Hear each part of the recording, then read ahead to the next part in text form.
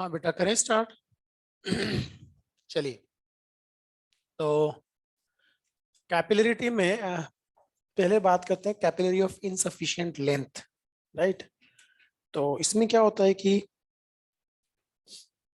मेरे केस निकालो कि मान लो हमारे पास कोई दो ग्लास प्लेट्स हैं और उन ग्लास प्लेट्स को एक दूसरे के बहुत क्लोज रख करके हमने वाटर में डिप कर दिया। तो आप क्या देखेंगे, उनके बीच में जो स्पेस होगा उसमें वाटर राइज कर जाता है। वो भी कैपिलरी एक्शन का एक एग्जाम्पल है। मान लो यहां तक राइज कर जाता है ऐसे, राइट। समझ में आ रही है ना क्या कहानी? दो ग्लास प्लेट को एक दूसरे के पास रखा, ऐसे डिप कर दो, स्लिट में से पानी चढ़ जाएगा ऊपर।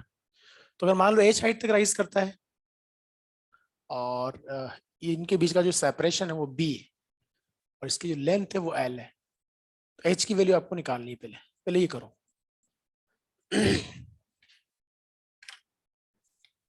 आ जा।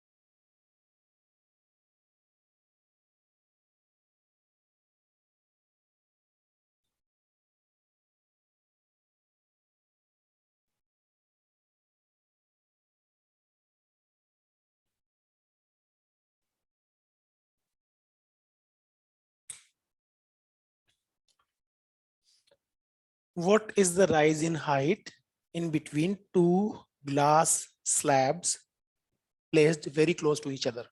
ऐसे दो ग्लास स्लैब्स को बहुत क्लोज रखा और पानी में डिप कर दिया, जिसमें बीच में स्पेस है वहां से पानी ऊपर राइज करेगा। उसकी वैल्यू बतानी।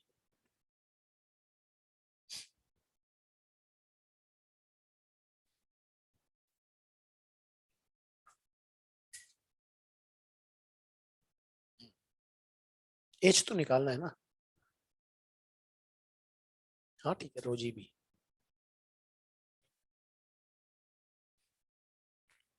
राइट आंसर आ गया।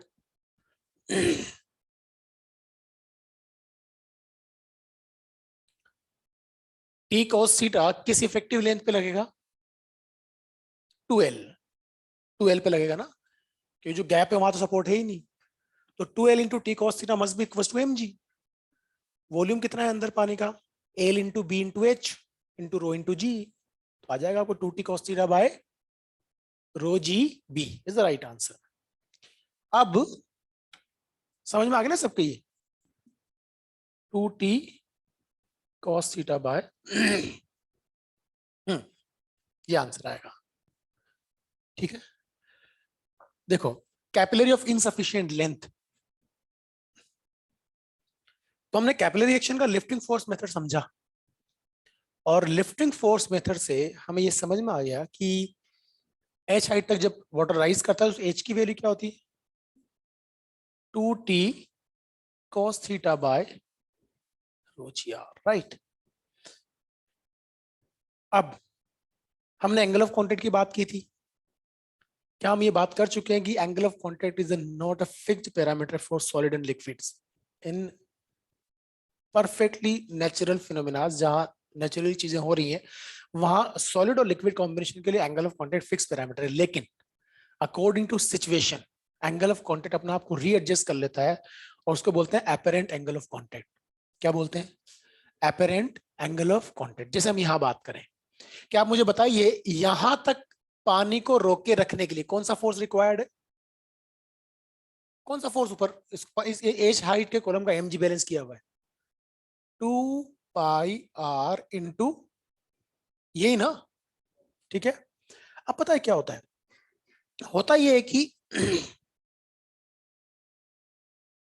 ये कैपिलरी थी, ठीक है।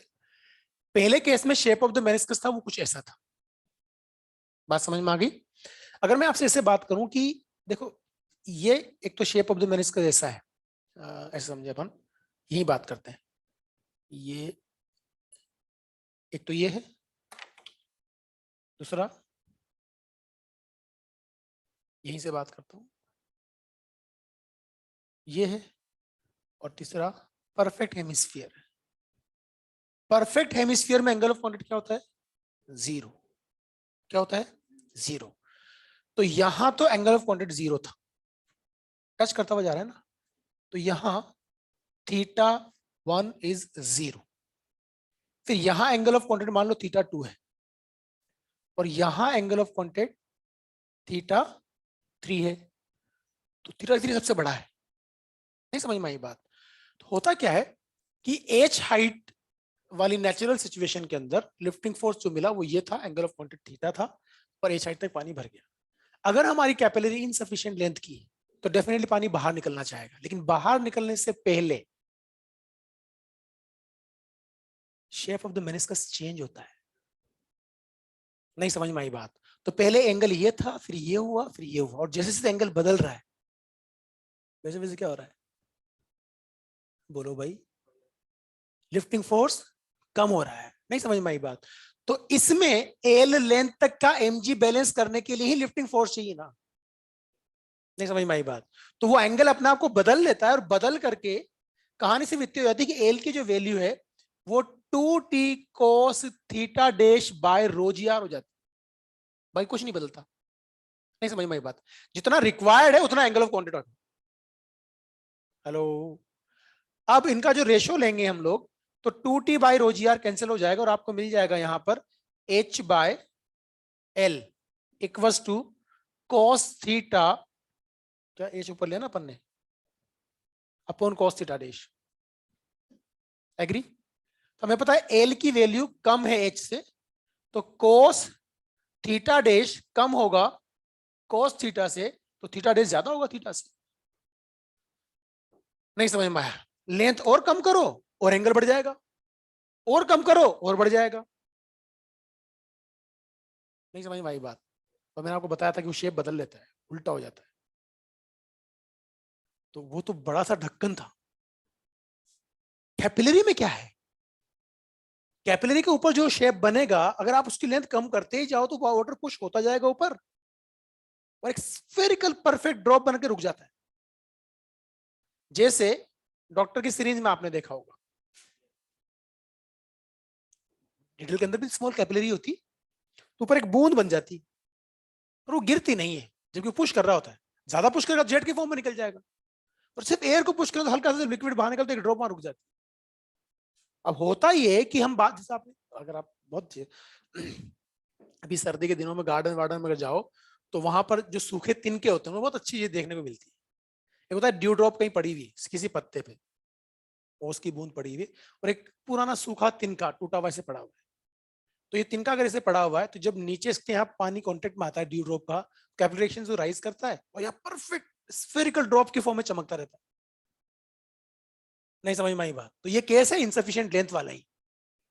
आप इसको उठाओ और इसको लेकर घूमते रहो, इनफैक्ट आप बाइक पे बैठ जाओ, चलते रहो, वो गिरती नहीं है। गिरने के लिए आपको उसको शेक करना पड़ता है। तो जब बहुत छोटी ड्रॉप होती है तो सरफेस टेंशन ही डोमिनेट करता है एमजी के ऊपर। एमजी का कोई बहुत छोटी ड्रॉप का एमजी कितना होगा? अब सरफेस टेंशन अपनी चलाता है। तो जहां कहीं भी इनसफिशिएंट लेंथ की कैपिलरी होगी, अगर लेंथ कम करते जाओ, ज्यादा से ज्यादा जगह ऊपर ड्रॉप बना के रुक जाएगा। अब ड्रॉप बन गई तो क्या हो गया? अगर सरफेस टेंशन का फोर्स देखोगे तो ये वाला सेक्शन तो एक दूसरे को कैंसिल आउट कर देता है। नहीं समझ में आई बात? और वो नीचे पुश करने की कोशिश कर रहा है वापस। हेलो, तो अब आपसे सवाल पूछे कि मान लो ये लेंथ एल है, ये एच था। हमें पता है जो एच की वैल्यू जी इफेक्टिव पे डिपेंड कर रही है, और यहां जो आपको लेंथ दिख रही है वो एच से छोटी दिख रही है। दिख रही है ना?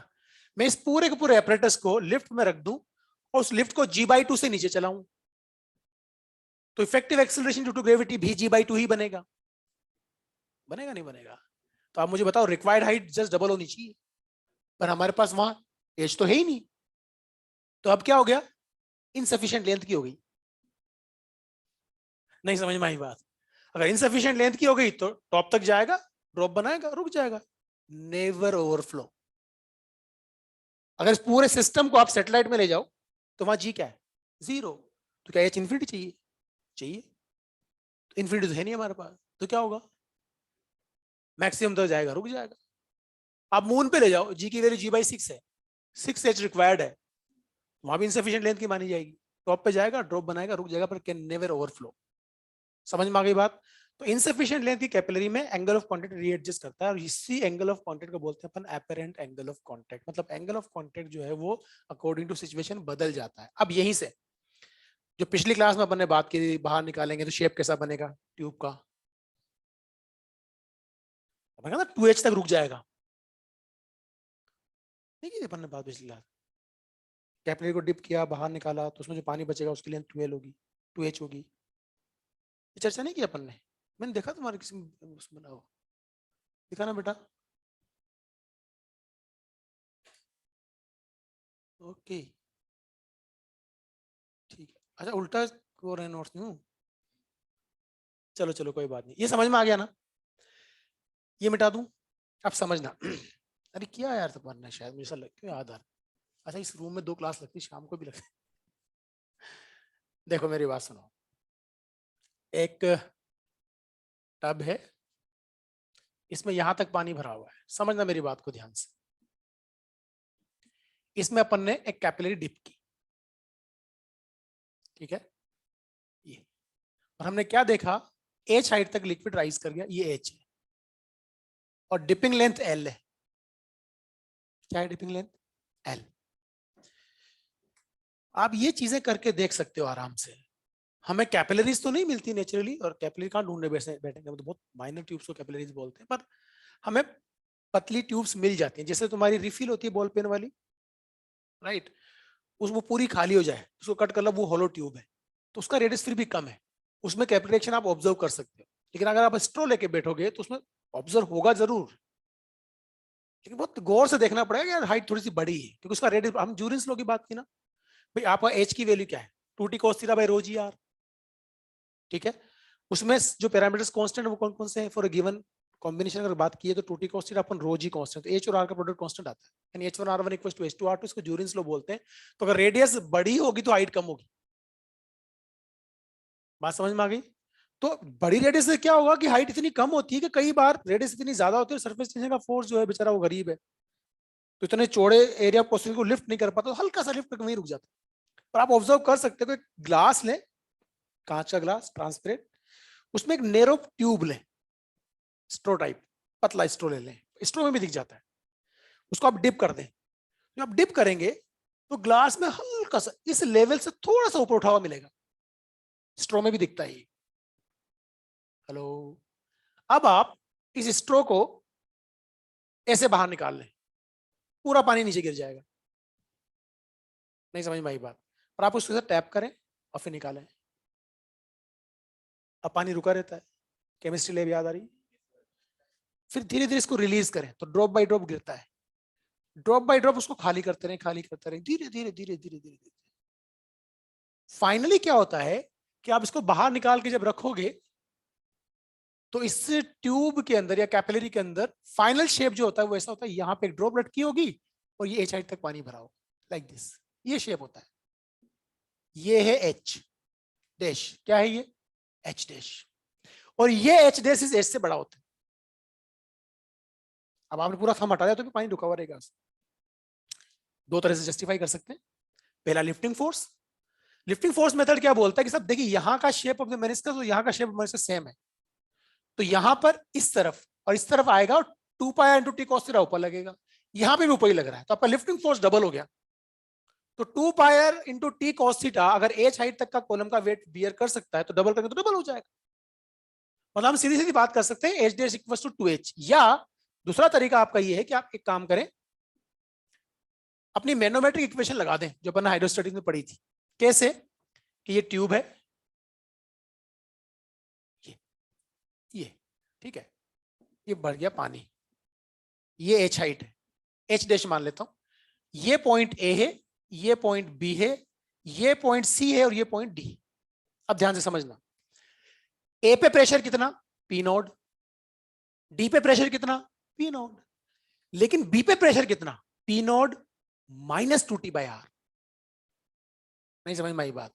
तो बी का प्रेशर कितना है बच्चा, बोलो, पी नोड माइनस, बात समझ में आ गई?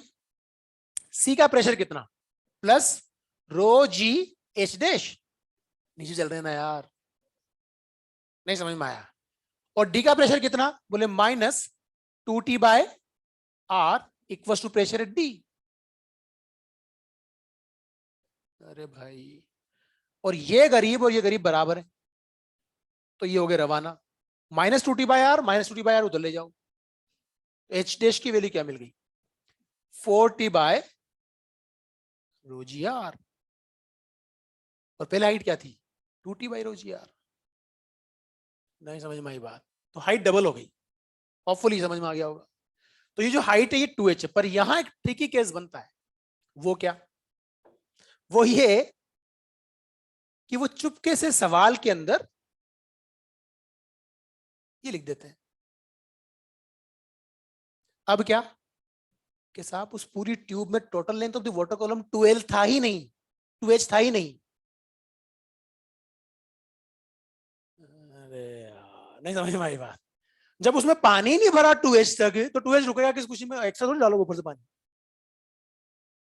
नहीं समझ में आई बात? तो बेसिक लॉजिक क्या बोलता है साहब, देखिए मैक्सिमम 2h रुक सकता है, ये सरफेस टेंशन की हिम्मत है कि वो 2h रोक लेगा, तो 2h से कम तो रोक ही लेगा ना। तो अब जितना है उतना रुक जाएगा, जितना है उतना होगा क्या, कि वापस वही कहानी आ गई जो अपन यहां बात कर रहे थे, कि ये shape of the meniscus change नहीं होता, ये थोड़ा फ्लैट हो जाता है, तो यहां का एंगल बढ़कर लिफ्टिंग फोर्स कम हो गया। नहीं समझ में आई बात? तो जितना था उतना बैलेंस कर लेगा, ऐसे मान के चले। हेलो, तो आप मुझे बताओ, आपसे कोई पूछे कि एक स्ट्रोक को या एक कैपिलरी को मैंने डिप किया, एच हाइट तक राइज कर गया, उसको जेंटली मैं रिमूव करता हूं बाहर, तो उसमें वाटर कॉलम की हाइट क्या होगी, answer will B maximum value 2h, और एच प्लस एल भी पॉसिबल अगर आपकी dipping length less than H है तो if nothing is mention about the dipping length, ये मान के चलना है कि 2h रुकेगा। अगर डिपिंग लेंथ की बोल देता है कि dipping length is less than H, then answer will be H plus L. नहीं समझ में आई बात? छापो, बात करेंगे आगे। तो मुझे ऐसा कि मेरे को डायग्राम बना हुआ दिखा ना ये इस तरह का वहां, तो मुझे लगा मैंने शायद बता दिया पिछली क्लास में। अच्छा, ओके, तभी मैंने कहा कैसे लिखा हुआ, जब नहीं पढ़ाया तो नोट्स में कैसे।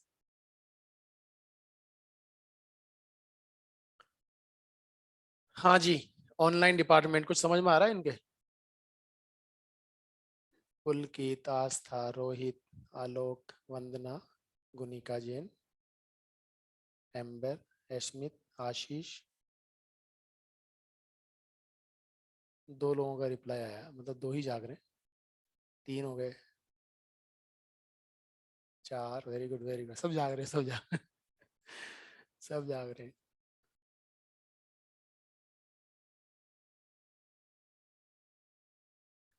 चलिए गुड। तुम लोग ना ऑनलाइन वाले यार, यस सर नो सर तो करते रहा करो कम से कम, पता तो रहे तुम लोग जा, तुम भी पढ़ रहे हो क्लास में। ये लो,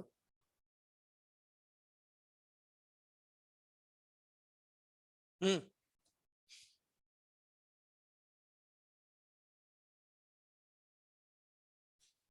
तो टेस्ट है मतलब परसों तुम्हारा, फुल तैयारी।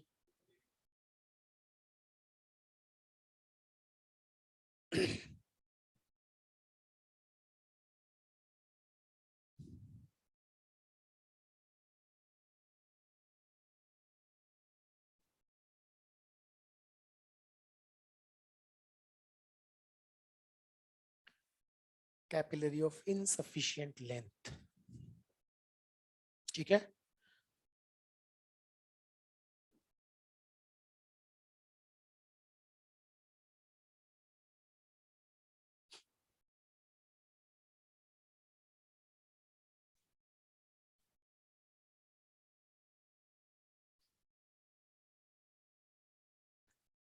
कैपिलरी रिएक्शन के बहुत सारे एग्जांपल्स प्रैक्टिकल लाइफ में होते हैं, बताओ दो चार एग्जांपल।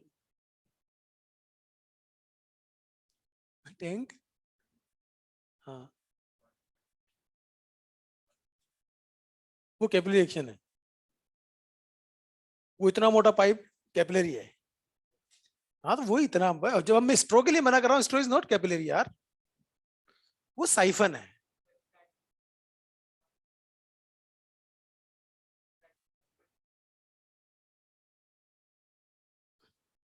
ये भी कैपिलरी नहीं है। क्रोमेटोग्राफी, एग्जैक्टली वो है, वो मान लिया। वो तो बकवास है टोटली, टैंक में पानी ला के कैसा, वो तो कंसेप्ट ऑफ साइफन बोला जाता है, वो तो प्रेशर डिफरेंस काम ले रहे हो आप। मुझे एक बात बताओ, जहां पानी भरा हुआ है, पाइप से आप सक कर लो पानी, मान लिया, और आप उसको ऊंची हाइट पे ले जाओ, वो चला जाएगा। आप वो प्रोसेस तभी यूज कर सकते हो कि जो ओपनिंग है पाइप की, वाटर लेवल से नीचे है। नहीं समझ में आई बात? तो आप प्रेशर डिफरेंस को काम ले रहे हो सीधा सीधा, उसमें आप सकी मत करो, पूरा पाइप पानी से भर लो, पूरा पाइप पानी से भरो, और जैसे थंब से टैप कर लो, दोनों एंड बंद कर दो, एक एंड को पानी में डुबो दो, दूसरे को नीचे छोड़ दो, अपना आप चालू हो जाएगा। हाँ यस, ये एग्जाम्पल। तुम्हारे वो इंक वाला पेन वेन नहीं होता, निब विब जो होती है, फाउंटेन पेन, उसमें भी कैपिलरी का वो जो स्लिट बनी होती है वो क्या है? उसमें जो निब में स्लिट बनी होती है, कट लगा होता है, वो कैपिलरी तो है भाई। नहीं समझ में आई बात?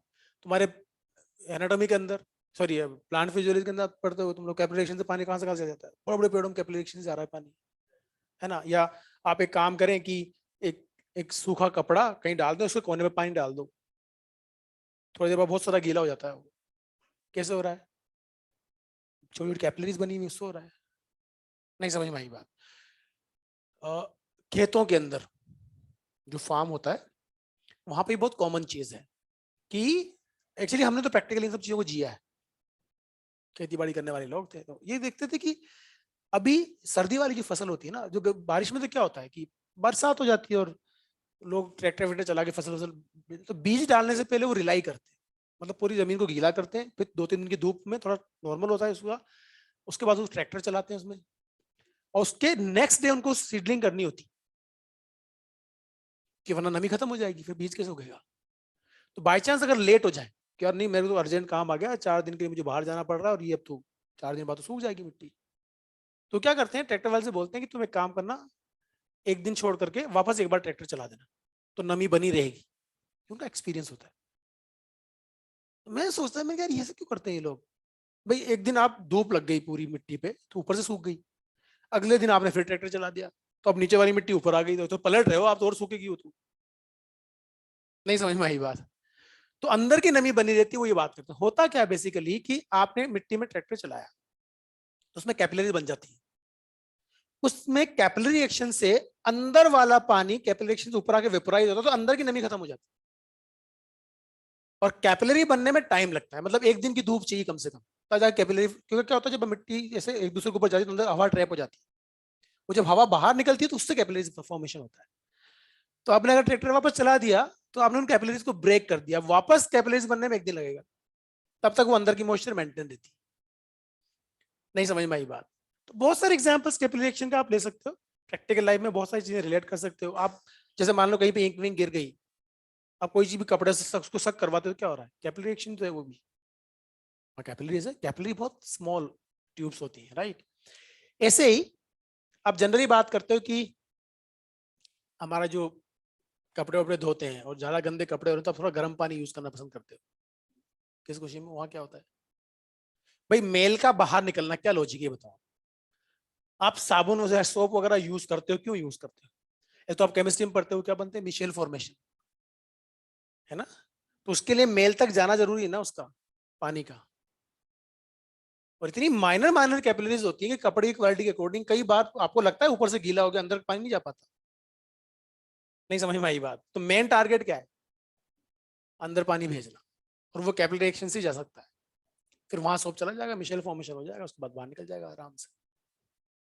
बहुत सारे एग्जांपल आप दे सकते हो कैपिलरी एक्शन के। अब कुछ एक केस है जो मैं आपको दे रहा हूं करने के लिए, आपका दिमाग लगाना है आपको और सोल्व करने है। पहला केस, अच्छा ये सब चीजें बेटा प्रैक्टिकली आप ऑब्जर्व कर सकते हो, एक्सपेरिमेंट भी कर सकते हो। अगर आप देखेंगे कि मेरे पास एक ऐसा फ्रेम है, वायर फ्रेम, इसके अंदर ऐसे एक फिल्म बनी हुई है, ठीक है। सो वायर फ्रेम लो, चाहे तो गोल फ्रेम ले लो, कैसे भी मतलब क्लोज होना चाहिए। सो अब सोल्यूशन में डिप करो, बाहर निकालो, फिल्म बन जाती है। अब एक एंडलेस थ्रेड लें, एंडलेस थ्रेड, उसमें आपको नोड नहीं लगानी, जैसे वो अपनी गिट्टी वाला धागा नहीं होता पतला धागा, वैसा धागा लें और उसके दोनों एंड्स को चिपका दें। नोड नहीं होनी चाहिए, नोड से क्या वहां पे एयर पास हो जाती है और कहीं ना कहीं एक्सपेरिमेंट ठीक से नहीं होता। ले और उस धागे को एक रैंडम शेप लूप देकर के इस पे डाल दें, लाइक दिस, ऐसे धागा पड़ा हुआ है। तो जिस शेप में आप धागा यहाँ डालेंगे, वो ये बहुत तमीज से करना होता है एक्सपेरिमेंट, फिल्म है वो। नहीं समझ में आई बात? तो आप क्या देखते हैं कि अगर कोई भी एलिमेंट आप कंसिडर करेंगे इसका, तो इस एलिमेंट पर इस तरफ और इस तरफ दोनों तरफ सरफेस टेंशन का फोर्स लग रहा है, लग रहा है, नहीं लग रहा है? कितना लग रहा है? 2TL 2TL, अगर लेंथ L ले लें तो उधर भी दो फ्री सरफेस, इधर भी फ्री। तो हर एलिमेंट पर आप देखेंगे तो सरफेस टेंशन का फोर्स एक दूसरे को कैंसिल करके रखेगा। इसका ये मतलब हुआ कि जो भी शेप का धागा आपने इस पे रखा है वो अपना शेप मेंटेन रखेगा। अरे बोलो भाई, ये सच है ना? अब हम क्या करें, एक कोई निडल लें और उस निडल से अंदर वाली फिल्म को तोड़ दें। अब क्या होगा, ये वाली जो फिल्म बची वो सरफेस टेंशन की प्रॉपर्टी की वजह से अपना सरफेस एरिया मिनिमाइज करना चाहेगी, तो ये एरिया मैक्सिमम होगा तभी वो मिनिमाइज होगा। तो ये क्या बनाएगी? सर्कल। नहीं समझ में आई बात? तो होगा ये कि अगर आप इसको ब्रेक कर दोगे तो अंदर वाली कहानी कुछ ऐसे होगी कि परफेक्ट सर्कल बनेगा। अब यहां फिल्म है, कुछ समझ में आ रही है बात? अंदर वाली फिल्म तोड़ने के बाद धागा काला नहीं होता, वो ब्लू ही रहेगा। हेलो बच्चों का हर लेवल के डाउट आते हैं हमारे पास, मस्त डाउट। अब सुनो, अब इसका रेडियस आर है एंड डेफिनेटली ये बाहर की तरफ सरफेस टेंशन के फोर्स से कुछ वैसे ही पुल हो रहा है जैसे मैं एक चार्ज रिंग को ऐसे रख दूं, इसके सेंटर पे क्यू नोट चार्ज रख दूं और इस पे क्यू दे दिया, तो क्या होगा? इसके हर एलिमेंट को रिपेल करेगा ना, इसमें टेंशन आएगा। वो टेंशन आपने इलेक्ट्रोस्टैटिक्स में निकाला होगा, ठीक है। अब सुनना ध्यान से। अच्छा मजेदार चीज क्या है कि वो चेंज इन टेंशन निकलाते हैं आपसे, टेंशन नहीं, टेंशन तो पहले भी होता है, ये भी तो रिपेल कर रहा है उसको। नहीं समझ में आई? तो राइट क्वेश्चन इज वो चेंज इन टेंशन। अब सुनना ध्यान से, फिर आपने ये चीज एक और पढ़ी है कि ये रिंग है, ये मैग्नेटिक फील्ड में रख दो, वहां भी आता है टेंशन, आता है नहीं आता है? फिर आप ये भी बात करते हैं कि कोई रिंग है, ये तो आपका रिसेंटली चल ही रहा है, ये रिंग है। अगर ये रिंग किसी स्मूथ सरफेस पे रोटेशनल मोशन कर रही है तो इसके हर एलिमेंट के पास टेंशन है, और उस टेंशन की वैल्यू क्या होती है? ये याद होना चाहिए डायरेक्टली, कुछ चीजें डायरेक्टली याद होनी चाहिए चाहे आप निकालना हो। एक बात बताओ, एक रिंग है स्मूथ सरफेस पे रखी हुई, उसके हर एलिमेंट में टेंशन क्या है? जीरो, जीरो है ना। अब उसको आपने ओमेगा से घुमा दिया तो टेंशन आएगा ना? नहीं आएगा? आना ही पड़ेगा भाई, वरना हर एलिमेंट को सेंटीमीटर कौन दे रहा है? टेंशन का कंपोनेंट तो देता है। नहीं समझ में आई बात? तो कहानी क्या है इसको समझना ध्यान से। हम लोग क्या करेंगे, ये सेंटर है, यह एक छोटा सा एलिमेंट लेंगे डीएल लेंथ का, और मान लेते हैं इसकी लीनियर मास डेंसिटी म्यू है, तो this mu is total mass by total length ना। तो डीएल लेंथ का मास अगर डीएम है तो डीएम की वैल्यू म्यू डीएल ना। बोलो भाई, देखते जाना, कॉपी नहीं करना, कुछ कॉपी नहीं करना। इसके फ्री एंड से सेंटर पे सबस्टेंड होने वाला एंगल डी थीटा है कितना? तो आप मुझे बताओ, टेंशन का डायरेक्शन अलोंग द रिंग होगा ना? होगा नहीं होगा? अरे बोलो भाई। अब मैंने यहां एक टेंजेंट ड्रॉ किया और इसको बाइसेक्ट कर दिया, ये वाला एंगल क्या होगा? डी थीटा बाई 2, क्योंकि पूरा एंगल डी थीटा था। तो डीएल की वैल्यू क्या होगी? आर डी थीटा ना। तो यहां पे पहले ये भी ले लेता हूं, mu R D theta, right? Hello, ठीक है। अब मुझे बताना, ये डीएम की वैल्यू मिल गई, ये एंगल क्या होगा? डी थीटा बाई 2, ये वाला बनेगा ना, ठीक है। तो टी का ये component T cos D theta by 2, ये कंपोनेंट, और अंदर वाला क्या आएगा? 2t साइन, क्योंकि एंगल स्मॉल था तो डी थीटा बाई 2, तो ये भी रवाना हो गया, यानी टी डी थीटा। ये घोट लो बस, हर जगह ये आता है, और यहां से आगे कर दो। भाई होगा क्या? मैग्नेट के अंदर क्या होगा कि साहब, ये वाला फोर्स किससे बैलेंस हो रहा है? आईएलबी से। आईडीएल लिख देते हो, नहीं समझ में आया? इलेक्ट्रोसिटी में क्या हो रहा है कि ये वाला force K d q upon K q d q upon r square से बैलेंस हो रहा है। राइट आंसर आ गया। यहां क्या हो रहा है? This will provide necessary centripetal force. तो हम लिख देंगे इसको किसके बराबर? D m v square by r. नहीं समझ में आई बात? और डीएम वो लिखा हुआ। अब क्या मेरा, जल्दी बताना। T D theta equals to DM कितना? Mu R D theta V square by R. D theta हुआ रवाना, आर हुआ रवाना। टी की वैल्यू क्या मिल गई? बोलो, म्यू वी स्क्वायर ना। पहचाना? पहचाना? पहचाना? अरे पहचाना? नहीं पहचाना? v equals to root of t by mu, velocity of transverse waves in string। अरे यही तो होता है। वहां क्या करते हो? डायरेक्ट फॉर्मूला लिखा था, डेराइव किया था? किया होगा ना, वेव्स में, ट्रांसवर्स वेव्स में। तो वहां किया ही होगा। तो उसमें क्या होता है, किसी स्ट्रिंग में अगर कोई ट्रांसवर्स वेव प्रोपेगेट कर रही है तो आप क्या करते हो, यहाँ का सेंटर ऑफ कर्वेचर निकाल लेते हो, और ये इसके पास वेलोसिटी v है, और सारा कैलकुलेशन वही डेरिवेशन वाला है। नहीं समझ में आई बात? तो हम तो एक काम रखेंगे, हमें ये पता होना चाहिए कि यार टेंशन का कंपोनेंट जो सेंटर की तरफ आएगा वो टी डी थीटा होगा। कब? जब फ्री एंड से सबस्टेंड होने वाला एंगल डी थीटा है। कभी कभी वो इसको डी थीटा बोल देता है, कर देंगे, इतनी तो कर लगा ही लेंगे। तो component of the tension towards the centre is what? अब समझना, यहां क्या हो रहा है, टेंशन तो यहां पे भी है। हम क्या करेंगे, अब ध्यान से ना, जब ये करोगे तो बेटा सरफेस टेंशन को हम लिखेंगे सिग्मा, वरना तुम टी से टी रवाना कर दोगे।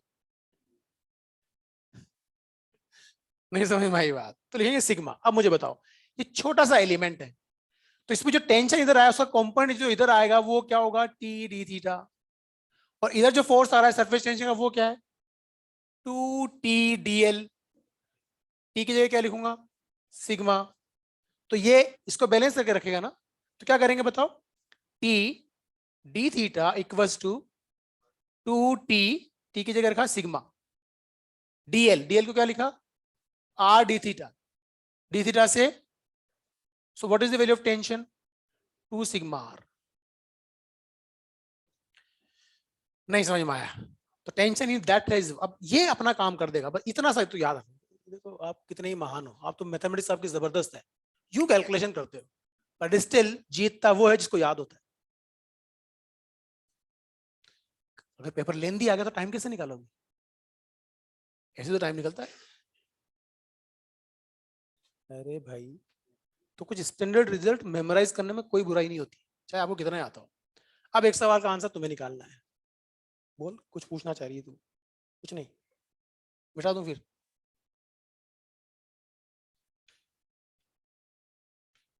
अब इस बार हम लोग क्या ले रहे हैं, ए फ्रेम। आंसर तुम्हें निकालना है। ए शेप फ्रेम, एक तो मैंने यू शेप फ्रेम लिया था, उसमें वायर बनाया था। इस बार हम ए शेप फ्रेम बना रहे हैं, ऐसा। और इसके ऊपर एक स्लाइडिंग वायर है ऐसे। इसको पकड़ा, सोप सॉल्यूशन में डिप किया, बाहर निकाल लिया, और यहां फिल्म बन गई।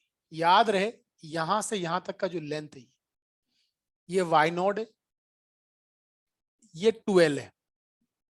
कितना है? 12। इसको बोल दिया ए, इसको बोल दिया बी। और इस वायर का जो मास है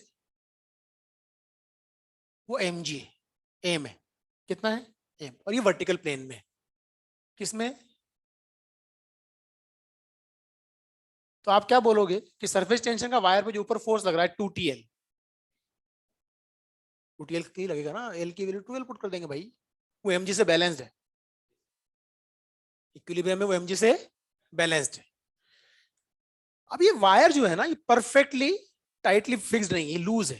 it can be slide upward and downward slightly, right.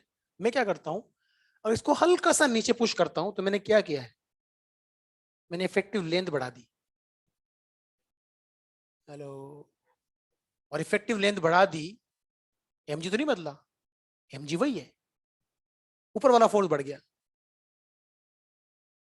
तो नेट फोर्स डिस्प्लेसमेंट के अपोजिट आया। अगर मैं हल्का सा ऊपर पुश कर दूं, तो मैंने इफेक्टिव लेंथ कम कर दी, तो एमजी बढ़ जाएगा, तो नेट फोर्स नीचे आएगा। तो नीचे पुश करूं या ऊपर पुश करूं, इस पर रिस्टोरिंग फोर्स आएगा। आपको ये चेक करना है क्या वो restoring force directly proportional displacement है, और अगर है तो टाइम पीरियड क्या होगा।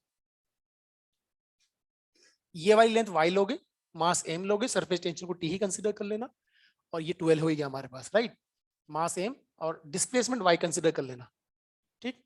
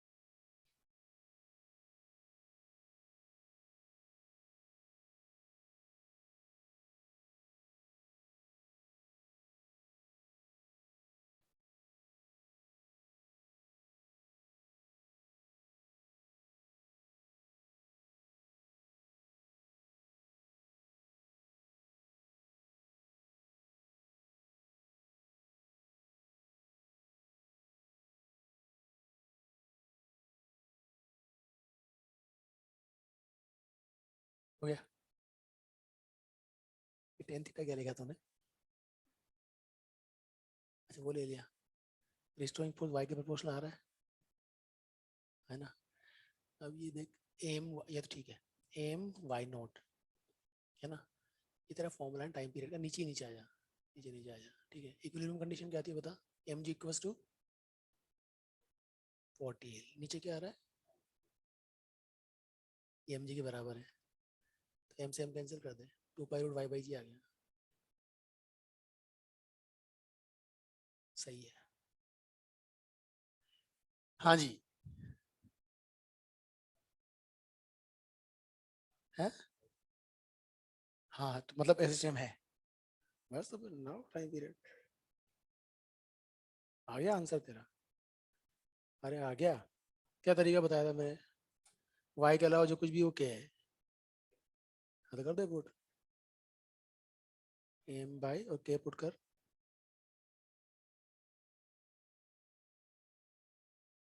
वो टू ही रहने दे उसको।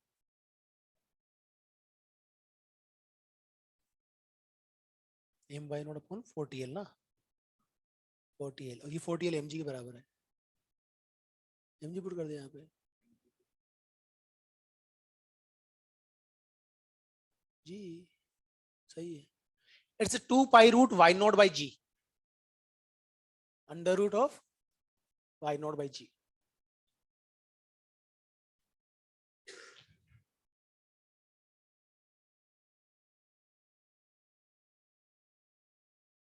आ गया, गुड, वेरी गुड।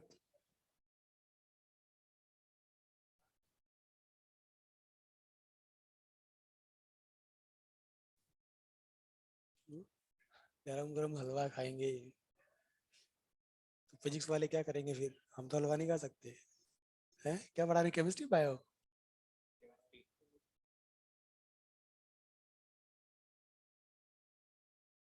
कितने लोगों का आंसर आ गया? गुड, आ रहा है, कोई बात नहीं। जिनका नहीं आया वो आंसर लिख लो, तुम्हारे लिए होमवर्क हो गया।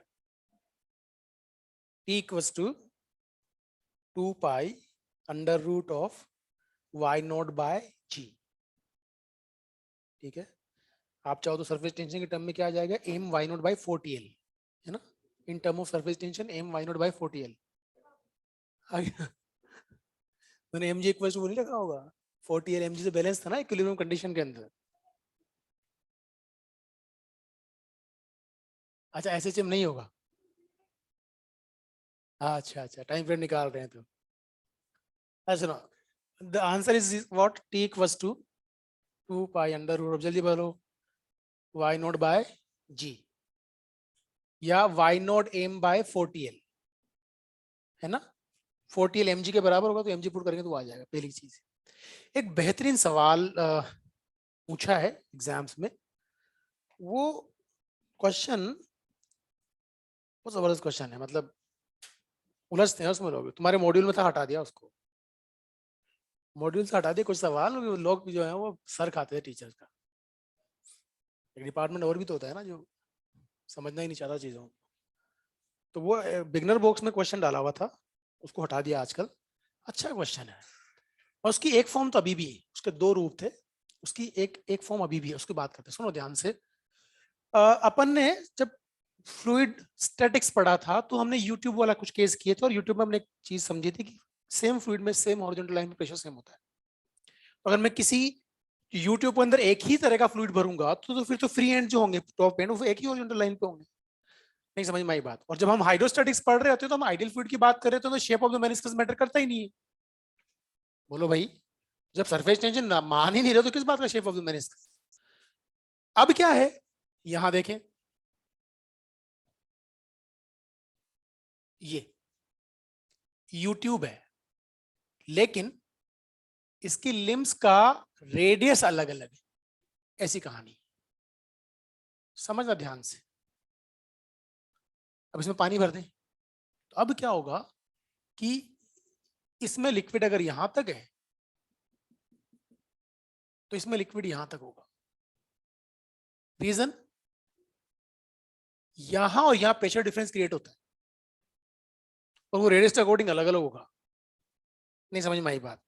तो एक तो है कि आप मैनोमेट्रिक इक्वेशन लिख के भी कर सकते हो, एक डायरेक्ट लॉजिक भी लगा सकते हो कि हम सीधी सीधी बात करेंगे, हम तो इसको रेफरेंस मान लेंगे साहब, ये रेफरेंस है, और मान लेते हैं इसके अंदर हाइट जो है वो h1 है, इसके अंदर हाइट जो है वो h2 है। तो ये जो डिफरेंस होगा, अगर ये h है तो h की वैल्यू h1 माइनस h2 होगी, इसकी रेडियस r1 ले लेता हूँ, इसकी रेडियस r2 ले लेता हूँ, जिसका रेडियस ज्यादा उसमें हाइट कम, कैपिलरी रिंग। नहीं समझ में आई बात?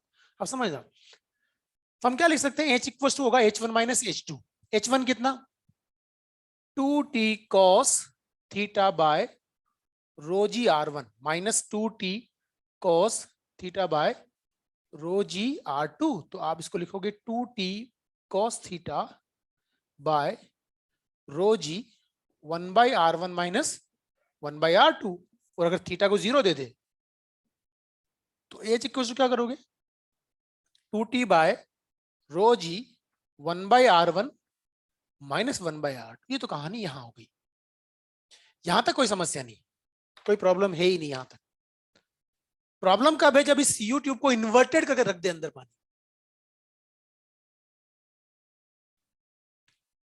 क्या कर दिया, दोनों एंड को टैप किया, पानी में डिप किया, छोड़ दिया, अब पानी चढ़ेगा ऊपर। हेलो, तो अब कहानी ये है,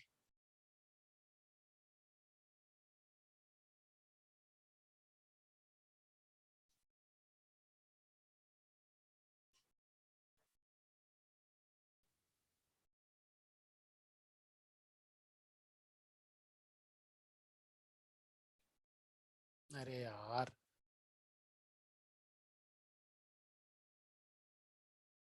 ये कहानी,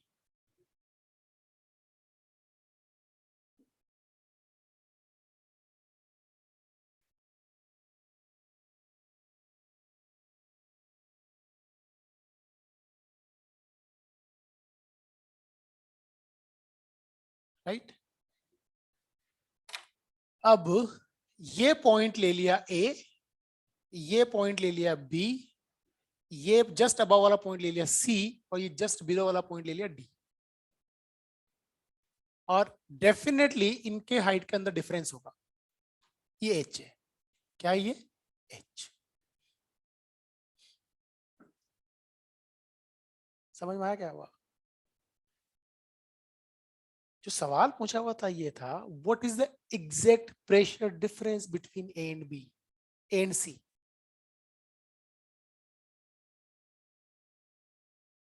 अच्छा नहीं लगा सुनने में,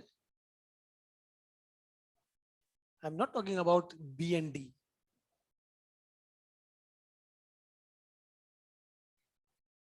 ए एंड सी।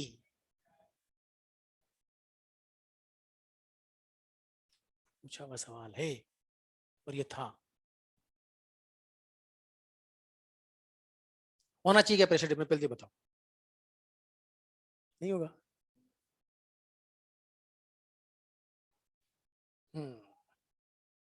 एयर सी में कोई प्रेशर डिफरेंस नहीं होगा।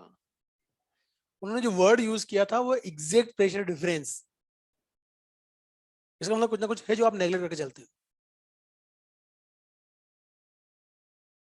अच्छा बताओ, एटमॉस्फेरिक प्रेशर क्या होता है। हाँ वेरी गुड, सही है, उसमें क्या गलत थोड़ी है। और जो मैं सुनना चाहता हूँ वो ये था कि जमीन से लेकर जहां तक एटमॉस्फेयर है उस हाइट के एयर कॉलम का प्रेशर है, उसका रो जीएच है। अगर आप जी को यूनिफॉर्म ले लो, एयर की डेंसिटी आप जानते हो, उसको भी यूनिफॉर्म ले लो, एच कैलकुलेट करो, अभी मिल जाएगा। वो कितना 8 किलोमीटर बोलते हो, कितना बोलते हो एटमॉस्फेयर, कहाँ तक है हवा, कितना हाइट तक है। हाँ वो आ जाएगी कैलकुलेशन, रफली रफली आ जाता है उतना। हम तो बहुत सारी अप्रोक्सीमेशन करके चलते हैं ना, तो जी कांस्टेंट होता है ना, डेंसिटी कांस्टेंट होती है ना, टेम्परेचर कांस्टेंट होता है। तो राइट रिलेशन तो थर्मो में पढ़ते हो, तो एक्सपोनेंशियल आता है, P equals to P naught E की power minus something rho T upon rho G M R upon rho T, exponential exponential term आती है। लेकिन इसका मतलब ये है कि कहीं ना कहीं एयर का जो कॉलम है उसका प्रेशर कंसिडरेबल है। हेलो, और दोनों तरफ एयर कॉलम की हाइट अलग अलग है, उसका जो डिफरेंस है वो काउंट कर लिया उन्होंने। नहीं समझ में आई बात।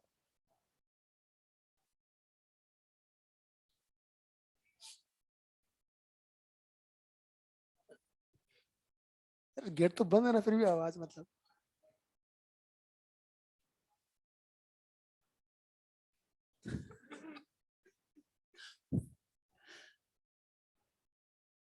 केमिस्ट्री इन एवरीडे लाइफ,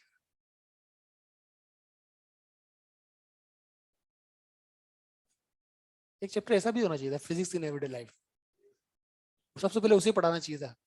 नहीं, लोगों को समझ में आता है यार जिंदगी में फिजिक्स कहाँ काम आती है, तो कुछ चीज बचती ही नहीं। हाँ जी, मैं जो कहना चाह रहा हूँ कुछ समझ में आया तुम्हारे, क्या आप कैलकुलेट कर सकते हो। क्यों नहीं कर सकते भाई? आराम से कैलकुलेट हो जाएगा। मैनोमेट्रिक इक्वेशन लिख दो, including pressure difference because of meniscus, 2T/R1 2T/R2।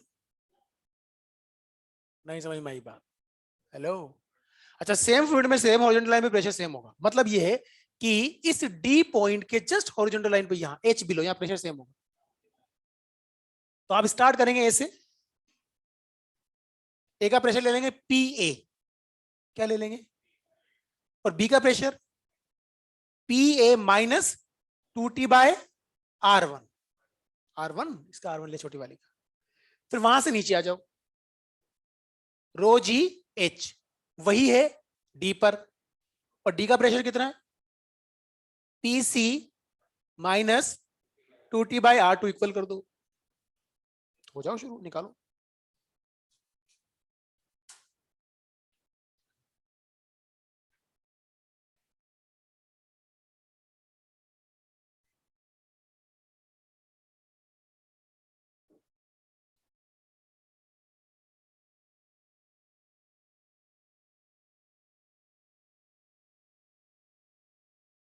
Pulkit Paliwal, 2T bracket में 1/R1 minus 1/R2 minus rho जी एच, इसका आंसर आया यहाँ।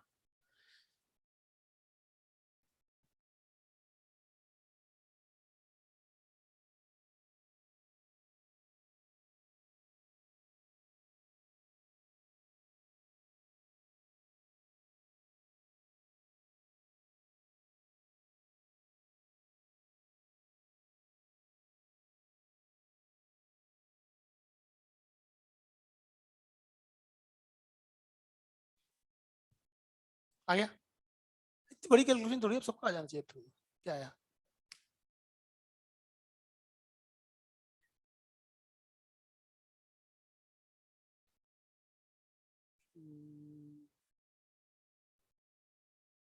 एच इधर आ गया। अच्छा, एंगल तुमने 0 ले लिया, ठीक है चलेगा, कोई दिक्कत वाली बात नहीं। 2T माइनस रो जी एच, प्लस आ रहा है, तेरा माइनस आ रहा है, तेरा क्या आ रहा है, माइनस आ रहा है ना। 2T 1/R1 minus 1/R2 minus rho जी एच, तेरा माइनस आ रहा है, तेरा प्लस आ रहा है। इधर बताओ, बॉयज डिपार्टमेंट, प्लस आ रहा है, माइनस आ रहा है, तो ऐसा कैसे पॉसिबल है? होगा तो एक ही ना। और ये इतना कोई कॉम्प्लिकेटेड भी नहीं है। ए का प्रेशर पी ए ले लिया, बी का pressure P A minus 2T/R1 ले लिया, और डी का pressure plus rho ji h equal to, उधर से डी का देख लो कितना है, कितना उधर से, पी सी माइनस 2T/R2। ये जो इक्वेशन मिलेगी ना, वो जो इक्वेशन मिलेगी वो मिलेगी P A minus 2T/R1 plus rho ji h must be equal to P C minus 2T/R2। ये तो मिलेगा। अब गड़बड़ ये हो गया कि आपने पी ए माइनस पीसी निकाला या पीसी माइनस पी ए निकाला। हाँ, तो उसका अकॉर्डिंग प्लस माइनस आ रहा है फिर तुम्हारे वो, मतलब आंसर सबके सही है। हेलो, ठीक है।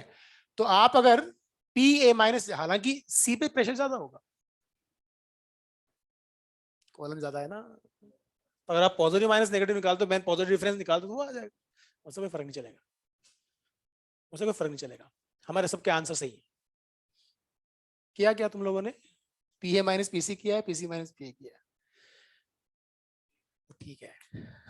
मैं तो बता रहा हूं तुम्हें कि तुमने इनमें से कुछ एक किया है। पर आप देखो कि सवाल की जो लैंग्वेज है उसके अकॉर्डिंग तुम्हें चीजें समझनी पड़ेंगी। कई बार, एक बार में तो ऐसा लगता है कि यार देखो, मतलब कैसे कह सकते हो, तो प्रेशर तो बराबर है, तो प्रेशर डिफरेंस आ ही नहीं सकता। उन्होंने बोला एग्जैक्ट प्रेशर डिफरेंस, मतलब कुछ ना कुछ था, वो चाहे बहुत कम था पर है, मैं उसको नेगलेक्ट नहीं कर रहा हूं भाई। बात समझ में आई? तो उसके अकॉर्डिंग क्वेश्चन बनते हैं। तो ये एक अच्छा क्वेश्चन था। और असल चीज क्या है कि काम आ गई मैथमेटिक इक्वेशन। हाँ कर सकते हो, जरूरी थोड़ी है। वही काम करो आप, हॉरिजॉन्टल लाइन में प्रेशर बैलेंस कर दो तो आंसर आ जाएगा।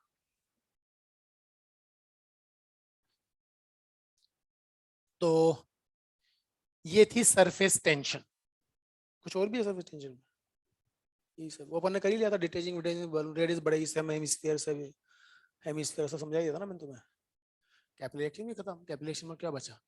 नथिंग। कुछ याद आ रहा है तुम्हें कुछ ऐसा जो तुमने कभी पढ़ा हो और हमने मिस कर दिया हो? हालांकि ऐसा होता नहीं है।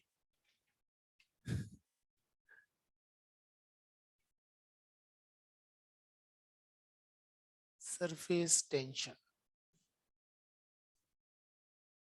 सरफेस एनर्जी जो मैंने आपको बताई थी वो हर उस जगह के लिए डिफाइंड है जहां लिक्विड किसी दूसरे मीडियम में कांटेक्ट में आता है, ये बात ध्यान रखना। जो मैंने आपसे कहा था ना, फ्री सरफेस से 10⁻⁹ नीचे या उससे नीचे वाले मॉलिक्यूल पर नेट मॉलिक्यूल 40 ऊपर लाएंगे तो वर्क करना पड़ेगा, that will be stored in the form of. तो वो हर इंटरफेस के लिए वैलिड है बेटा, जरूरी नहीं वो फ्री सरफेस ही, वो तो सॉलिड के वॉल के वहां भी वैलिड होगा ना। तो टोटल वो इसलिए लेते हैं कई बार सवालों में, हालांकि उस लेवल में सवाल अपन से नहीं पूछे जाते हैं, एम्स में भी नहीं आएगा कभी, पर एनसीईआरटी में एक दो लाइंस हैं ऐसी, तो वो तुम्हें कभी पढ़ो तो कंडक्ट नहीं करें इसलिए बता दिया कि वो हर जगह वैलिड है। ठीक। So it was surface tension. एक बार मुझे मॉडल दिखाना, कुछ छोटा तो नहीं? मॉडल में कोई बहुत सारी चीजें ऐसी दे रखी होती हैं जो छोटी छोटी चीजें। हम्म।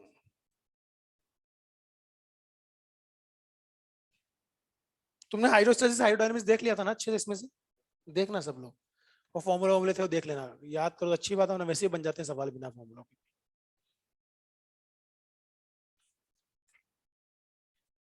ये डायनेमिक्स, डायनेमिक्स सारे केस अपने कर ही लिए थे।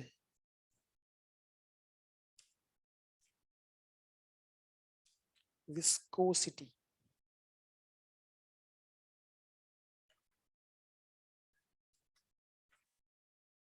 सरफेस टेंशन, ये कुछ छोटी छोटी चीजें हैं। Effects of surface tension, dependence किस पे डिपेंड करेगा, बस को रीड करना। हालांकि मैं मोटा मोटा समझा दूंगा अभी क्या होता है। कॉन्टामिनेशन आ रहा है, इम्प्योरिटीज आ रहा है, ये सब चीज़ों की बात कर लेंगे। टेम्परेचर, टेम्परेचर तो अभी बता ही दिया ना मैंने आपको, बताया था टेम्परेचर बढ़ाने में सरफेस टेंशन कम होता है। और हर लिक्विड के लिए क्रिटिकल टेम्परेचर डिफाइंड है जो बेसिकली उसका बॉइलिंग पॉइंट के बराबर होता है, वहां पर सरफेस टेंशन की वैल्यू 0 हो जाती है। इम्प्योरिटीज में अपन ने बात करी ली, soluble impurity generally surface tension बढ़ा देती है, इनसोल्यूबल कम कर देती है, क्योंकि मॉलिक्यूलर इंटरेक्शन को कम कर देती है। इन जनरल रूल नहीं है, ठीक है। कोहेसिव फोर्सेस, ये अपने कर लिए सब, सरफेस एनर्जी की बात कर ली, ड्रॉप तोड़ने जोड़ने वाली बात कर ली, ये सब हो गया, ये हो गया। वॉल्यूम कंजर्वेशन सब कर लिया, स्व बबल हो गया, प्रेशर एक्सचेंज हो गया, इनसाइड मेनिस्कस ये भी हो गया।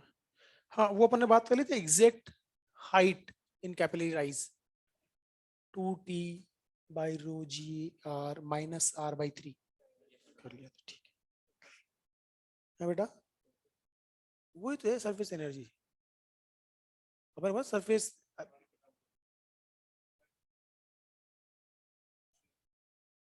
हाँ राइट, वो नहीं करा था, कर लिया ना, उसमें मैंने आपसे कहा भी था कि वो जो अपन ने एरिया बढ़ाया था, तो मैंने कहा था वायर पहले भी रेस्ट पे बाद में भी रेस्ट पे, और आपने वर्क किया है, that work will be store in the form of potential energy. और आपसे कहा था surface energy directly proportional surface area. तो जो बेसिकली सरफेस वाले जो मॉलिक्यूल्स होते हैं, इंटरफेस वाले मॉलिक्यूल, उनके पास नीचे वाले मॉलिक्यूल के कंपैरिजन कुछ एक्स्ट्रा पोटेंशियल एनर्जी होती है, दैट एनर्जी सरफेस एनर्जी, ठीक है। हाँ कुछ सवाल वाल सामने आया तो लैंग्वेज वाइज पूछ लिया करो, इमीडिएटली क्लियर करो चीजों को। ये कर लिया, ये कर लिया, खत्म हो गया तो, हाँ तो हो गया खत्म। समझ में आया तुम्हारे सरफेस टेंशन?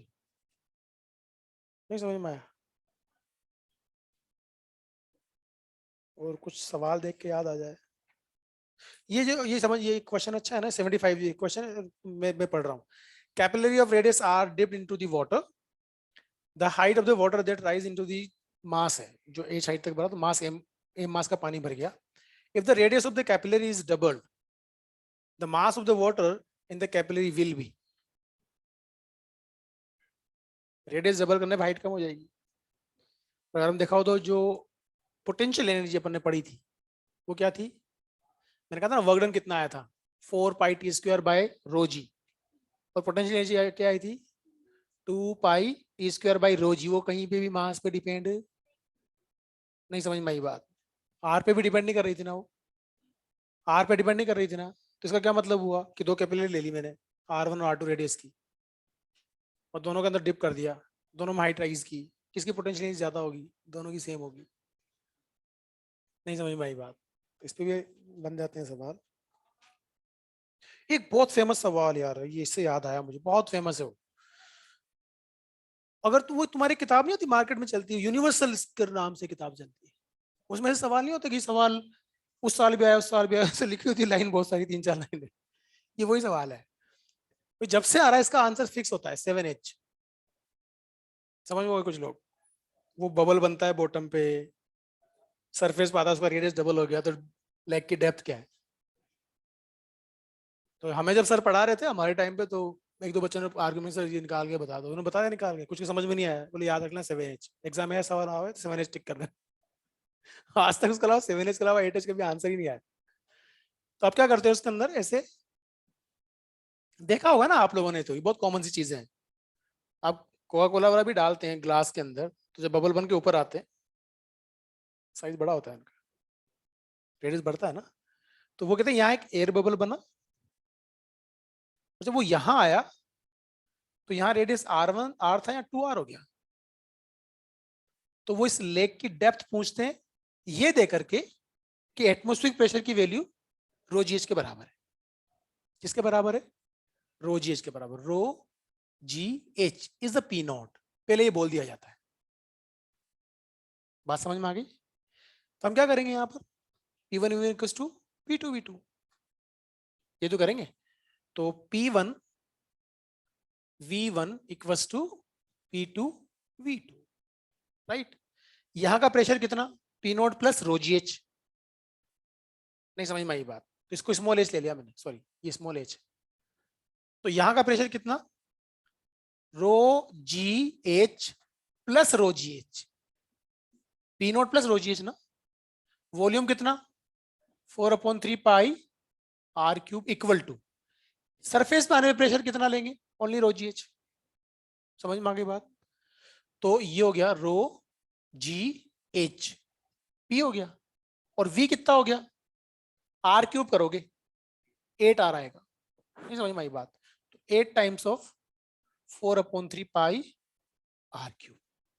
अब क्या करेंगे, 4/3 पाई R³ तो कैंसिल हो गया, ये 8 रो जी एच है, ये उधर जाए 7 रो जी एच बचा, रो जी कैंसिल हो गया, तो एच इक्वल टू क्या आ गया, 7H। ठीक है, डेटा वेटा बदल भी तो वॉल्यूम से बात करना है, ऐसा थर्मल प्रोसेस है, PV1 V1 equal to P2 V2, temperature change नहीं हो रहा अंदर का। और तो कोई चीज मुझे ऐसी याद नहीं आ रही, तुम्हें कुछ याद आ रहा हो तो पूछ लो। वो एक सवाल पूछा था किसी ने मुझसे बाहर, SRG वाला, अच्छा सवाल है वो। किसने पूछा था वो, स्फीयर जस्ट डिप्ड कंडीशन में तो 4 अपॉन, हाँ 4/n, अच्छा पाई/n, अच्छा 5/n पाई R³ रो जी, तो n की वैल्यू क्या है। हाँ एग्जैक्टली राइट। वो सवाल ये था, ऐसे सवाल जितने भी करो ना आप, तो सिमेट्री से किया करो, मैंने सिखाया था तुम्हें। वो एक सवाल नहीं किया था अपन ने कि एक नीचे एरिया A2 है, ऊपर से नेरो के A1 बन जाता है, ट्यूब तक H1 H2 पानी भर दिया, तो उसने कितना फोर्स लगाया, रिएक्शन फोर्स नहीं लगाया था, याद आ रहा है कुछ। ऐसा मत करो यार, अभी ज्यादा दिन नहीं हुए, मेरी किस्मत अच्छी है कि मेरे बाद कोई पढ़ाने नहीं आएगा। इसमें अपन ने H1 हाइट लिया था, ये H2 लिया था, ये एरिया A1 लिया था, ये A2 लिया था, कहा था इसने कितना फोर्स लगाया। अच्छा तुम्हारे ऐसे बनाया था डायग्राम यूं है, वैसे बनाया था ना, मतलब कोई तो गवाही दो यार, ऐसा किया था, मुझे क्यों दिमाग खराब कर रहे हो तुम लोग। ऐसा कुछ किया था क्या अपन ने, अरे बोलो ना भाई। नहीं किया था?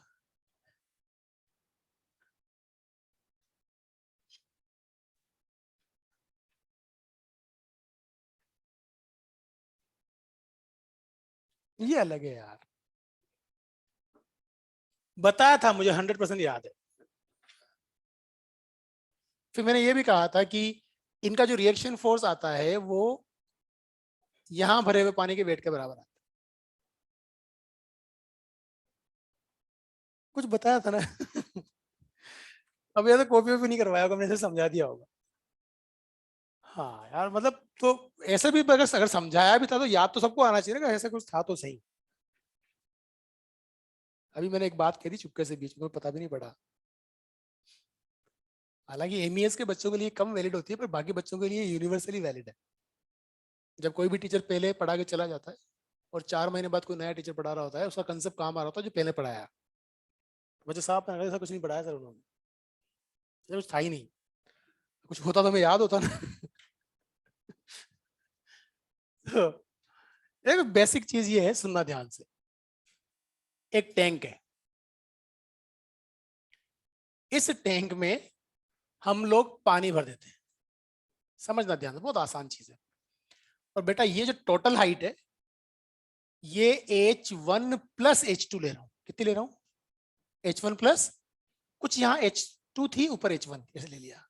ऐसे मान ली ये H2 है, ये वाला एरिया A2 है। तो बताइए यहां बॉटम पे थ्रस्ट फोर्स कितना लगेगा? आप कहोगे रो जी H1 plus H2 into A2 ना। ये कहानी सीधी सीधी। फिर मैं आपसे कहता हूं कि मैं एग्जैक्टली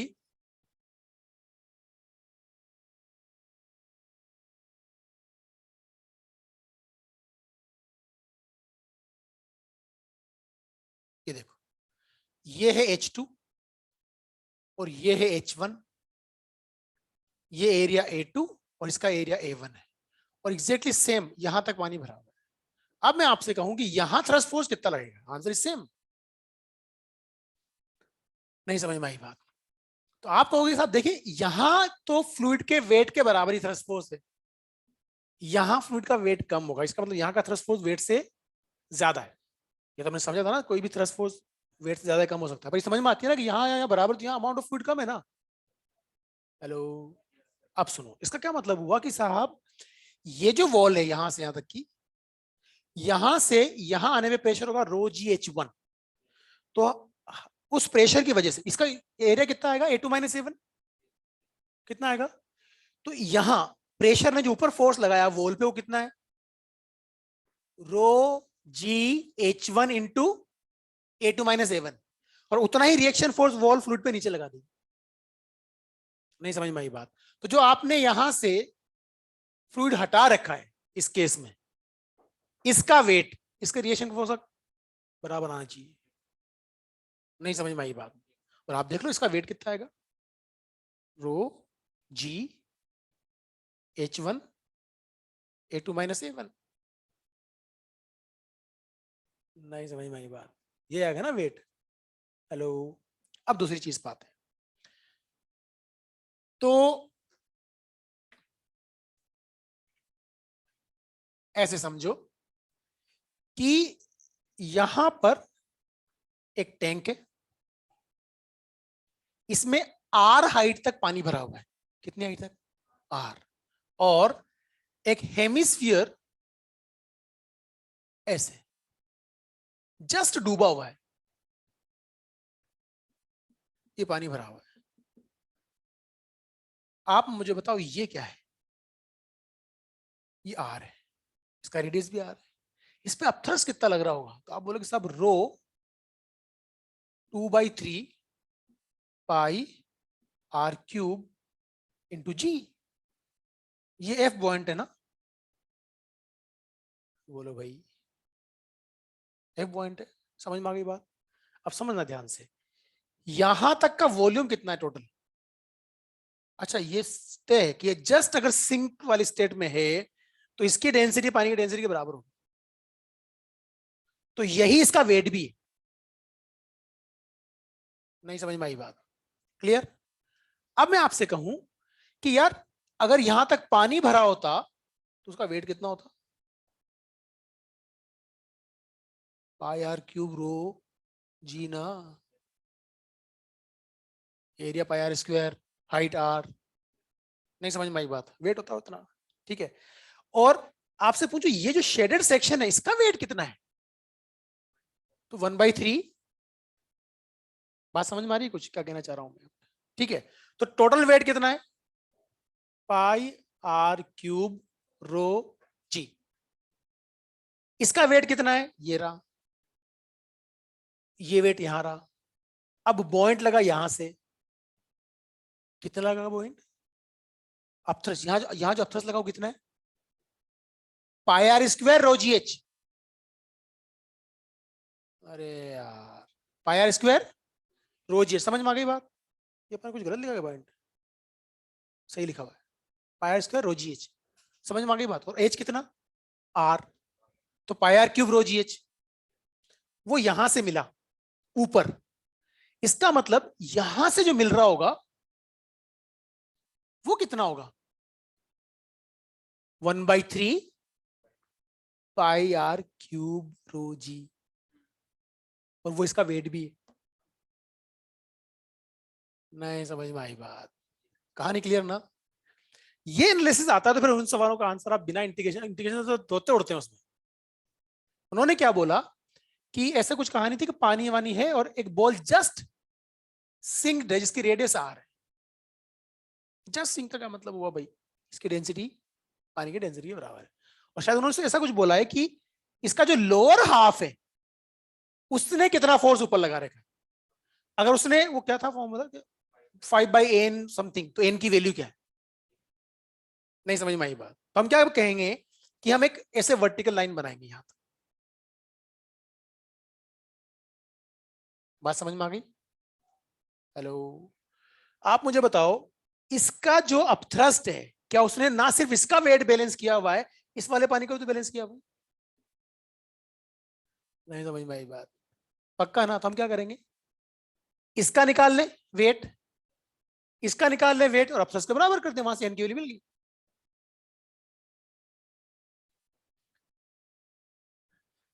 नहीं समझ में आई बात? इतनी सी कहानी और वहां से एन मिल जाएगा। और हमारा अगर मैं ये वाला जो मैंने अभी सिखाया तो मैं वो कंसेप्ट क्लियर नहीं है तो फिर क्या रहता है, हमारे दिमाग में फालतू विचार आते हैं। इंटीग्रेट करो, वेरिएबल प्रेशर है, सरफेस को लोग इंटीग्रेशन करेंगे। सिमेट्री से काम करना ज्यादा कन्वीनियंट रहता है। ये सब चीजों के लिए क्लियर होनी चाहिए आपकी, जैसे इक्वल वाली कहानी। इस पे एक बेहतरीन सवाल और बनता है, मेरे को क्लिक नहीं कर रहा अभी उसका एकदम, क्या था वो? फ्लूइड पड़ा हुआ बरस हो गया मेरे को, इस जगह में बहुत सारी चीजें मुझे याद ही नहीं आ रही। और तुम्हारा काम हो गया? नहीं हुआ? तुम्हें ऐसा लगा कुछ छूटा अपना? पर ऐसा तब लगता है जब हमें पहले कुछ पता हो। तो ये रूल्स हमारे लिए वैलिड नहीं है। नहीं यार ऐसा नहीं है, तुमने पढ़ा तो है ऑनलाइन। तो तुम्हारे बेच के लिए तो एक्सपेक्ट कर सकते हो, तुम तो पढ़ी होंगी ऑनलाइन, नहीं पढ़ी थी? बुरा तो नहीं होता वैसे ऑनलाइन? बुरा होता है? बुरा होता है? पता नहीं, यहाँ भी थोड़ा कॉन्ट्रडिक्शन रहता है। कुछ लोगों को लाइव क्लास अच्छी लगती है, कुछ को रिकॉर्डिंग। रिकॉर्डिंग कौन सी वाली? वो लाइव की रिकॉर्डिंग नहीं, जो रिकॉर्डेड लेक्चर्स होते हैं तुम्हारे पास, वो नहीं मिले तुम्हें कभी? है? अच्छा पूरे साल वही मिले? पर जैसे ऐसे भी तो होती है ना, जैसे अभी आज अभी क्लास चल रही है, अपनी लाइव क्लास चल रही है, तो इसका रिकॉर्डेड भी अवेलेबल होगा ना? हाँ। नहीं पर तुम कहाँ इंटरेक्ट करते हैं? ये तो यहाँ तो वन वे। यही तो समस्या है, इंटरेक्शन नहीं होता। या तो सवाल भी खुद ही पूछते हैं हम लोग, आंसर भी खुद ही देते हैं। और बड़े कॉन्फिडेंस के साथ इंटरेक्शन कर रहे हैं ना आपसे। एक दिव्या काफी होती है क्लास में। दिव्या मतलब ऐसी बच्ची है जो आपसे सवाल पूछोगे पागल कर दे। ये मेरा मेरे कोड वर्ड है बेसिकली। 2007 जब मैं उदयपुर अपना कोचिंग चलाता था तो एक बच्ची थी दिव्या, उसको सारा उदयपुर जानता था। कैसे जानता था? बच्चे छोटी क्लास में भी तो कोचिंग वोचिंग जाते हैं ना। तो वो जहाँ भी ट्यूशन जाती थी वो इतने सवाल टीचर से पूछती थी। देखो उसके 90% सवाल नॉनसेंस होते थे पर 10% दमदार होते थे। तो क्लास में टाइम बहुत वेस्ट होता था, तो बच्चे उसके बाद के बेंच में बैठना पसंद ही नहीं करते, या जिस बेंच में दिव्या ने एडमिशन ले लिया वहाँ कोई नहीं बैठेगा। अब 11th के बाद आईआईटी की तैयारी चालू, और हमारा एक रेडियंट नाम का बेच था, उसमें दिव्या का एडमिशन। बच्चों का दिमाग खराब, जिसको जानते हैं, फिर हम दिव्या को क्लास में नहीं बैठेंगे, इसको बेच बदलो। अब मैं कैसे बदलूं एज ए टीचर, नहीं बदल सकता मैं, उसको अलॉट किया है बेच में। अब मुझे तो ऐसा बच्चा चाहिए होता है क्लास में, समाज सेवा भी तो वही कर रहा होता है। तुम तो पूछते नहीं हो कुछ भी। कई बार ऐसी चीजें छूट जाती है। कई बार ऐसा होता है कि यार आपने कुछ समझा था, टीचर ने समझाया, आपने समझ लिया, फिर किसी ने सवाल पूछा, टीचर ने दोबारा समझाया, तब समझ में अच्छा ये थी कहानी, हम तो कुछ और ही समझे थे। सो उसको 2 महीने बाद इतना ऑब्जेक्शन हुआ कि उस बच्चे को भी, बेचारी को पता लग गया था, तो उसने थोड़ा कम भी किया, पर हैबिट थी उसकी तो पूछती थी वो। मेरे को मजबूरन बेच बदलना पड़ा। अब जिस बेच में गई वो ऑब्जेक्शन करे उधर। देखो एंड तो ये था कि वो आईआईटी कानपुर से मैकेनिकल इंजीनियरिंग में उसने आईआईटी किया है, मतलब उसका लेवल क्या रहा होगा आप सोच लो। हुआ ये कि 2 महीने बाद जब उसको मैंने उस बेच से निकाल के दूसरे बेच में शिफ्ट किया, उसमें बच्चे से रिक्वेस्ट, उसके पेरेंट्स से बात की। मैं तेरा कोई भी, कि वो जो पहले वाला बेच था उसमें ज्यादा इंटेलिजेंट बच्चे थे, तो उसको ये था कि मुझे इसी बेच में रहना है। मैं तेरा नुकसान नहीं होने दूंगा मैं, और जहां भी मुझे लगेगा कुछ एडिशनल बताना, तेरे को एक्स्ट्रा टाइम दूंगा, तो तैयार हो। ठीक है सर। 1 महीने बाद वही बेच, कौन सा बेच जिसमें वो पहले थी, वो सब कहते दिव्या होनी चाहिए क्लास। अब क्योंकि 2 महीने तक उसके अलावा कोई कुछ पूछता ही नहीं था, तो आदत भी नहीं लोगों की पूछने की। अब वन वे कम्युनिकेशन चल रहा था। वन वे कम्युनिकेशन में तो ये है कि जितना टीचर को याद आएगा उसके एक्सपीरियंस से बताता रहेगा कि भैया बच्चे को डाउट आता है, यहाँ डाउट आता है, ये अच्छा क्वेश्चन था, हम ये करेंगे और क्या करेंगे हम। आपके अपने डाउट्स तो कुछ है ही नहीं, आपका तो है ही नहीं कम्युनिकेशन, कुछ डिस्कशन है ही नहीं। तो 2 महीने बाद जब उधर शिफ्ट किया, तो उधर वाले बच्चों को मैंने पहले ही समझा दिया था। तो उनमें से कुछ तो ऑब्जेक्शन कर रहे थे, पर धीरे धीरे धीरे धीरे उन्होंने कहा यार इसके आने से तो फायदा हुआ है हमें। अब हमारे कंसेप्ट ज्यादा डिस्कस होते हैं क्लास के अंदर। उन्होंने रोक लिया, वो डिमांड कर लगे दिव्या में चाहिए हमारे बेच में। अब दिव्या नहीं आएगी। तो एक बच्चा चाहिए होता है क्लास में ना, जो डिस्कशन करे, चाहे वो उसके सवाल, मान लिया कि सब 80% क्वेश्चन कुछ भी पूछता है, और वो 10% में बहुत लॉजिक छुपा रहता है। वो 80% में भी क्या होता है, ज्यादा सिंपल होंगे, पूछ लेगा 2-4 बार, ज्यादा क्या होगा, 2-4 नॉनसेंस सवाल पूछेगा तो 3 बार, तीसरे बार टीचर डांट देगा। पर मेरे हिसाब से कोई ईगो नहीं आना चाहिए, जम के सवाल पूछो, जहां भी डाउट लगता है डिस्कशन करो, बढ़िया रहता है। डिस्कशन होना चाहिए, जो कि तुम लोग नहीं करते। हर्ष अग्रवाल वाले बेच में तो मैंने ना रूल बना रखा था, संडे के दिन ये लोग 3 लगातार डाउट पूछेंगे, मंडे के दिन ये पूछेंगे, ट्यूसडे नहीं पूछे तो पूछना ही है। उनको तो बहुत स्ट्रिक्ट था। मैं नई डाउट पूछे ना टाइम पे तो खड़े कर दूंगा, पूरी क्लास खड़े खड़े अटेंड करना। ऐसा रूल बनाया। एक ऋषेश शर्मा सर थे, अभी तो सीकर के सेंटर हेड है, तो वो सेमीकंडक्टर पढ़ाना है, तो कुछ बोलते ही नहीं, मुझे ऐसा लगता है कि सब मैं पढ़ा ही नहीं रहा। तब फिर हमने ऐसा किया था। बहुत अच्छे अच्छे थे, शानदार रिजल्ट है। JIPMER first, AIIMS third fourth. उस साल एम्स फर्स्ट नहीं ला पाए थे हम, पर फिर भी बच्चे अच्छी रैंक्स आई थी, एम्स में अच्छी रैंक्स आई थी वहाँ से। एपीएमटी में अच्छी रैंक्स थी सारी, मतलब नीट में बेहतरीन बेच था। एडवांस का सबसे बेस्ट अगर बेच लोगों का फेवरेट रहा था, वही था उस साल वाला, आयुष गुप्ता। मतलब मेरी टीचिंग करियर में अगर किसी ने मुझे फ्रस्ट्रेट किया तो आयुष गुप्ता था वो। आप इमेजिन करोगे, आप सवाल बना के ला रहे हो स्पेशली, और सवाल बनाने के लिए नहीं था, बेटर सवाल बना दिया आपने, 10 सोर्स टटोले हैं, उनमें कुछ बढ़िया लॉजिक मिले हैं, उनको कलेक्ट किया है, फिर फ्रेमिंग की, उसको डाटा चेक किया, कंसेप्ट चेक किए, 2-2 ढाई-ढाई घंटे लग जाते हैं एक सवाल बनाने में। तो आप ये एक्सपेक्ट करते हो कि यार ये 2 सवाल तो ऐसे हैं कि बच्चे को जूझना पड़ेगा कंसेप्ट, हर तरफ सोचेगा तब जाकर क्लिक करेगा। सवाल किताबों के जैसे एससीवी के, रीजनिंग सैलिडे के, इधर उधर के सवाल हो तो बच्चों ये भी मान लेंगे उन्होंने कर रखा होगा, तो याद था, आंसर बोल दिया।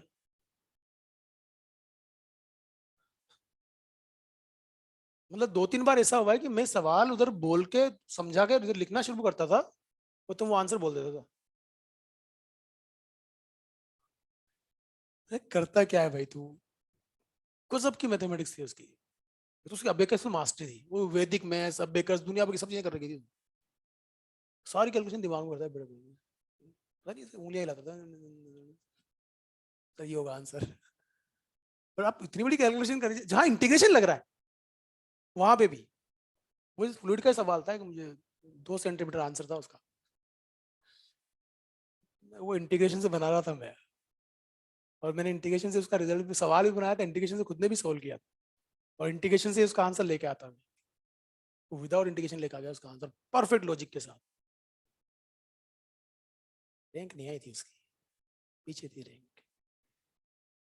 मौलाना आजाद गया वो, लेकिन वो बहुत सारे फैक्टर काम कर जाते हैं रैंक में कई बार। 2.5-3 घंटे का 2020 मैच है बहुत सारे फैक्टर आ जाते हैं। मतलब मुझे उसका बहुत अफसोस रहा था, गजब बेच था, अच्छे बच्चे थे सारे। तुम्हारे साथ थोड़ा नेगेटिव रहा है कोविड वाला, पर वो सबके साथ ही रहा, और अभी सफिशिएंट टाइम है, कुछ चीजें इकट्ठी किया करना भी ना, बहुत सारी चीजें। अभी जो तुम्हारे मेजर मेजर होंगे ना, सबसे ज्यादा सीखने को मेजर से मिलता है। मेजर पेपर के अंदर हर उस क्वेश्चन को मार्क करना जो तुम्हें पहली बार धोखा दे, यानी 2 बार पढ़ना पड़ा, और किसी क्वेश्चन को 2 बार पढ़ना पड़ रहा है, इसका मतलब है कि वहां कहीं ना कहीं लेकिन है, तो उन कंसेप्ट को घर आके दोबारा पढ़ा कर। और कभी भी बड़े और कॉम्प्लिकेटेड क्वेश्चन को जल्दी नहीं पढ़ना, रूल बना लेना है। ये करते हैं बच्चे, जब पेपर लेंथी हो तो बड़े बड़े सवाल होते हैं ना, जल्दी पढ़ते हैं, टाइम खराब नहीं होना चाहिए, और जल्दी पढ़ने पे एक बार में समझ में आती ही नहीं है, तो झक मार के दोबारा स्लो पढ़ना ही पड़ता है, तो पहले वाला टाइम तो फालतू गया ना। तो जितना बेहतरीन सवाल है जो उसकी नीड, आराम से रिलैक्स होकर पढ़ो, एक बार में आंसर आएगा। और सवाल पढ़ने के बाद एक बार ऑप्शन भी नजर डाल ली जाए, कैलकुलेशन हो चाहे हो, तो भी कई बार ऐसा होता है कि जरूरत नहीं पड़ती कैलकुलेशन की, ऑप्शन ऐसे सेट करके देते हैं हम लोग, तो जीत जाते हैं बच्चे बहुत सारे अच्छे तरह से। खैर जी, कल से हम कल है ना अपनी क्लास, अभी टाइम पता नहीं है, शेड्यूल नहीं लगा, तो कल से हम लोग इलास्टिसिटी पढ़ेंगे, और तुम्हारी उधर बायो क्लास खत्म होगी सारी, है ना? अब सिर्फ संदीप सर की और मेरी दोनों लोगों की क्लासेस है, तो हम टाइम एक्सटेंड कर सकते हैं मतलब ना, पर कल तो नहीं करेंगे। परसों हमारा टेस्ट, कितने बजे टेस्ट है? सुबह 9 बजे, 2 बजे? हाँ टाइम वाइम तो है, क्या पढ़ तो रहे होगे तुम लोग, एग्जाम नाइट होल्डर हो एग्जाम नाइट पढ़ने वाले लोग थोड़ी तुम लोग। चलो देखते हैं कुछ इलास्टिसिटी, 3 लेक्चर इंक्लूडिंग विस्कोसिटी, मतलब विस्कोसिटी और इलास्टिसिटी